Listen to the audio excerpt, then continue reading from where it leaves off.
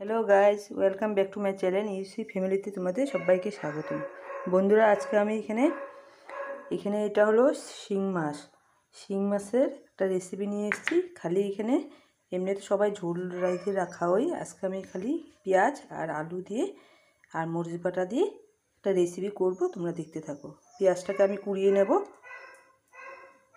কড়াইয়ের মধ্যে তেলটা দিয়ে দিয়েছি। এখন আমি এই মাছটার মধ্যে সামান্য একটু হলুদ গুঁড়ো, সামান্য একটু নুন দিয়ে এখন মেখে এটাকে ভাজা করে নেব। এই দেখো ভাজা করে নিচ্ছি। এটার মধ্যে ডিমে ভর্তি বন্ধুরা।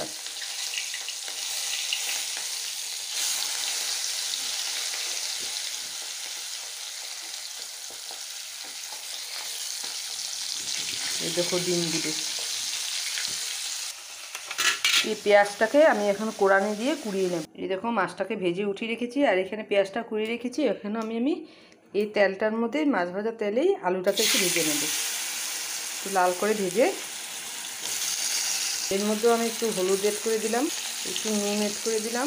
এখন ভালো করে একটু ভাজা করে নেব লাল করে। আলুটা প্রায় ভাজা হয়েই গেছে। এখন আমি এই পেঁয়াজ কোড়ানিটা এড করে দিলাম।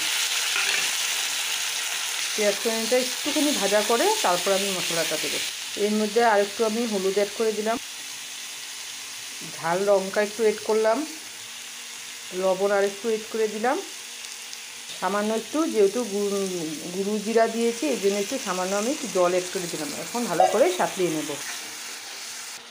আর একটু এখানে আমি কাঁচা তেল এড করে দিলাম। এখন ভালো করে সাঁতলিয়ে নেব। এই দেখো তেল বেরিয়ে গেছে, সাঁতলানোটা হয়ে গেছে।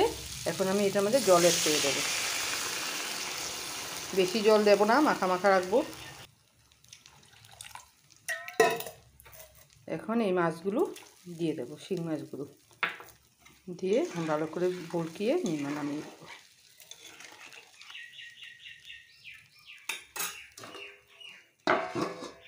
এই দেখো হয়েই গেছে। এখন তোমাদেরকে নামিয়ে দেখাচ্ছি। বেশি মাখা মাখা করবো না, আলুয়ে টানবে। এই দেখো বন্ধুরা, শিং মাছের ঝাল রান্না হয়ে গেছে। এবার ভালো লাগলে লাইক শেয়ার কমেন্ট অবশ্য করো বন্ধুরা। সাবস্ক্রাইব করে দিও। সবার পাশে থাকো, আমিও সবার পাশে থাকবো। বাই বাই বন্ধুরা। কমেন্টে জানাবে কেমন হয়েছে। বাই বাই বন্ধুরা।